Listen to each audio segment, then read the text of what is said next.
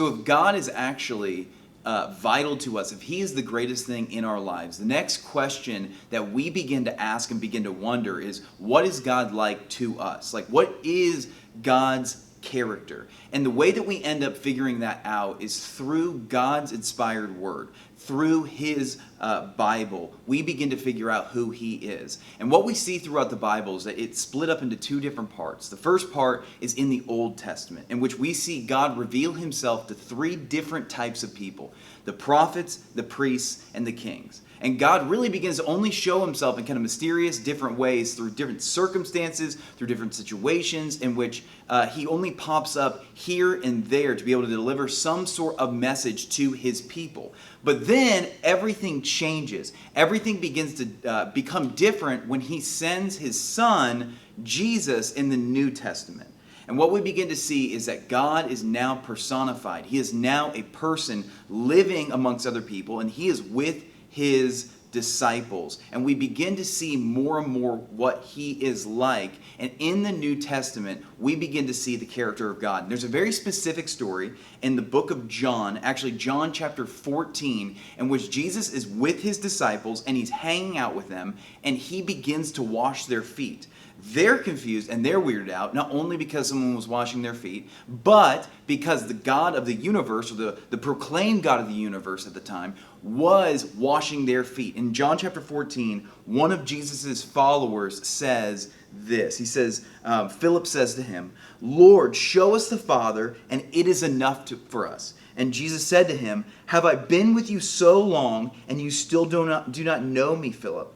Whoever has seen me has seen the Father. How can you say, 'Show us the Father'?"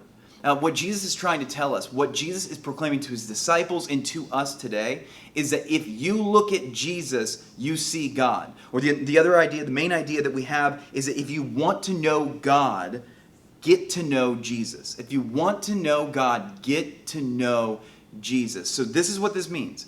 The more and more that we begin to see God in different circumstances, the more and more that we begin to see Jesus throughout the Bible, we begin to see God. So if we want to see what God thinks about other people, about loving them and caring for them, look at the way that Jesus cared for other people. If we want to see the way that God thinks about sin, look at how Jesus views sin, how he gives grace to those around him, how he cares for the sinner. If we want to know how God thinks about dead religion, look at the way that Jesus interacts with the religious elite of his day. If we want to know God, look at Jesus. And I just want to encourage you with two different things. Number one, if you are struggling and you're like, hey man, I struggle to know who God is because I have kind of these tensions within my soul. I feel like God has left me. I feel like I'm completely alone.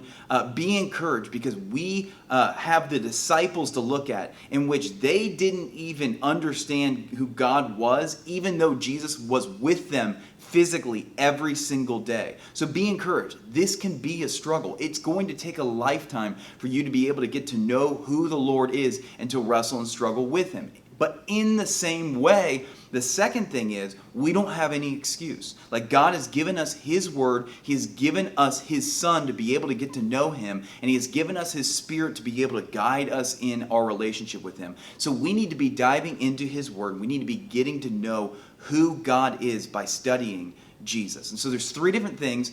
Three things I want us to do to be able to grow in our relationship with the Lord and to figure out what God is like. And I think number one, we need to begin to think about Jesus. Like, we need to begin to think about Jesus more. Intellectually, we need to begin to think about him. And I think throughout our days, we need to begin to think about him.